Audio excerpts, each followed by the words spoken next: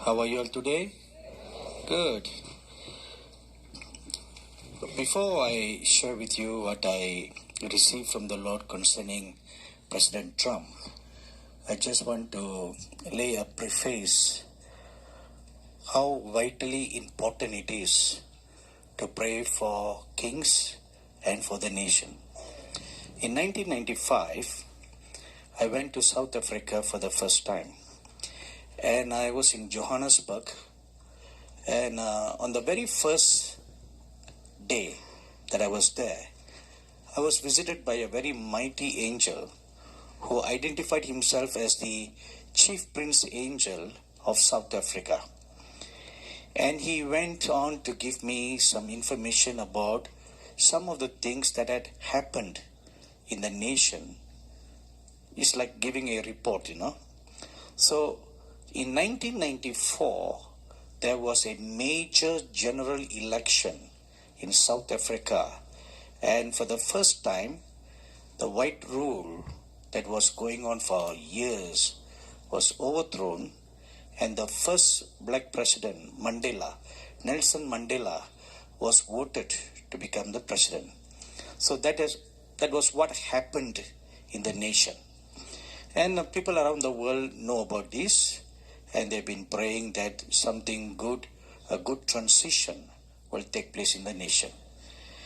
And this angel told me that what happened, the behind the scenes things that took place during or just before the election took place.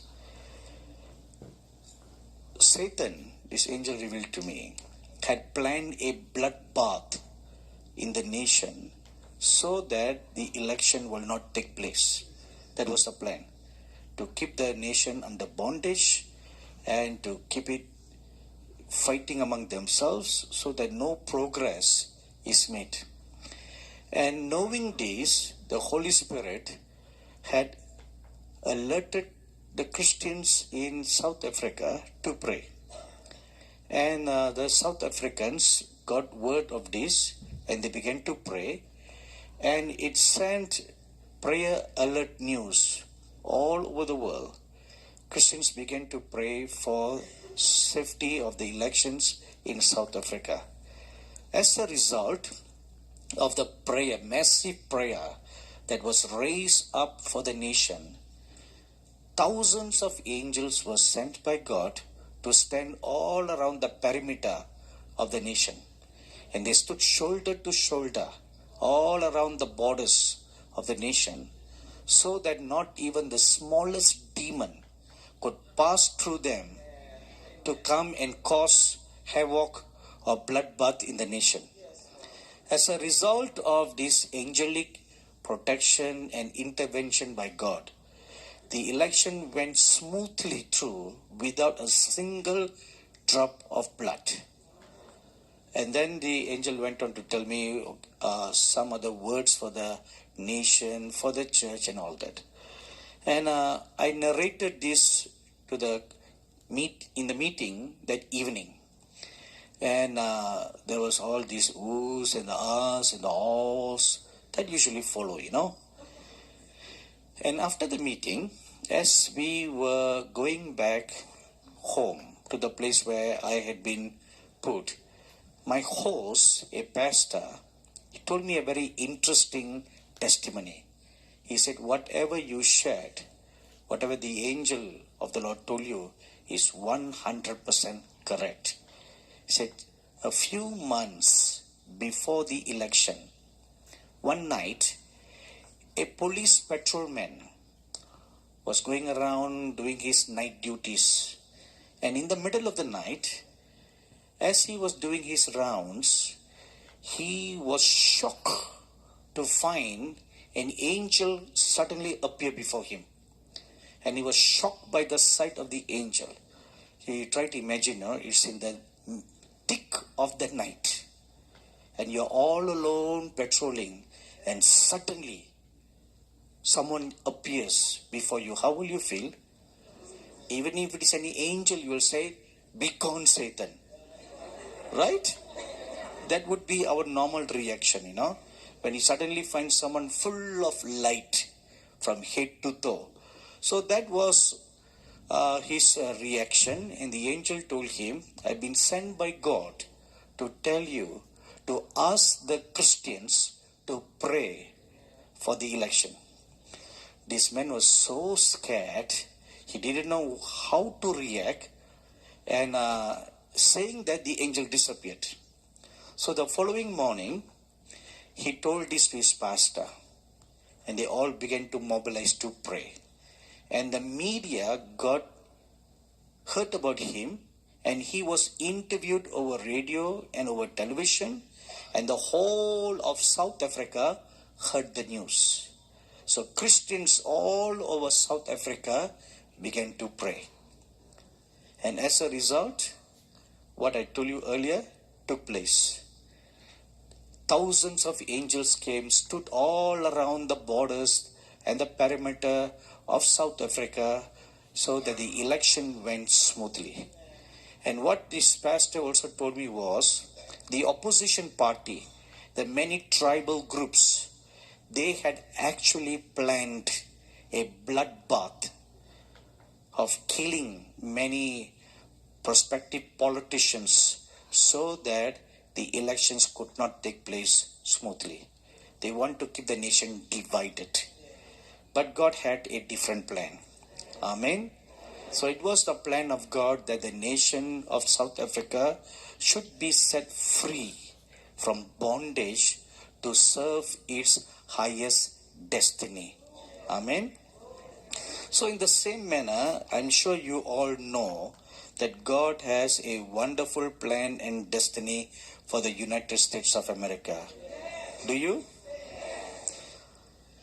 And I'm sure you all will agree with me if I say that this nation hasn't entered into the fullness of her destiny yet. Amen? You agree? So that is why God has now given you a good president. A man after God's own heart. Never before in the history of the US you have ever had such a president like this. At least not in a long while. I know one thing for sure, So this was before Obama. Who was it? George Bush, right? Huh? Okay, Bush Senior, Bush Junior, right? And before them was Clinton. I think either it was maybe during the term of Bush Junior. I was invited to speak at a conference in Michigan. And during the conference, I had a vision. And I saw how some of the past presidents of the US are still praying very ardently for the salvation of the United States. Among the many presidents, maybe till that time, I think it was the 40th president, till that time. Among the 40 presidents, heaven only finds 4 godly presidents. 4 of them. 4 of them really godly saints in heaven praying for the salvation of the United States. Who are the 4? I don't know. I only saw one person, George Washington, kneeling down and praying with tears for the nation. And I saw his tears drop down and fall on the sand. And the Lord scooped the sand and has kept it in heaven. And the tear-filled sand speaks unto God, cries unto God for the salvation of this nation. In case if you are wondering how can tears pray, the Bible tells us in Genesis chapter 4 that the blood of Abel cried out to God. So it can, right? It has a voice to speak. On this earth, waters or wood may seem non-living thing, but not so in the heavenly realm. They all have the life of God. And they can speak just like us. So, Now, after a long time, God has given this nation a respite. A respite meaning a time of rest, of grace, in the form of President Donald Trump. That I know beyond a shadow of doubt, and I'm sure you all know that by now, beyond all shadow of doubt, that you have been blessed with a godly, I don't know whether he's Holy Spirit filled or not, at least a born again president, right? A born again president who gives God preeminence in all things. He always starts his meetings with a prayer, right? Always starts with a prayer. Anyway, from the time that he was voted to office, 2 years have now passed by, and you all will be familiar that from the day that he took his oath till today, there's always attempts been made to kick him out of office. Are you all aware of that? You all are aware of that. And as a result, thousands of Christians are praying for him round the clock for his safety and for his protection. Now, on the day that I left my home nation to come here for the school that we have been doing for the past 4 days. So on the 13th of November, just 2 hours before I was to leave to take a flight to come to the US, I was just in my room minding my own business, doing some other stuff, when I had a visitation from an angel of the Lord. And this angel of the Lord, unlike other messenger angels who come to give a message, he had a drawn sword in his hand. And by the drawn sword, I knew he's not just an ordinary messenger angel, but he is an angel, a militant angel, belonging to the warrior class.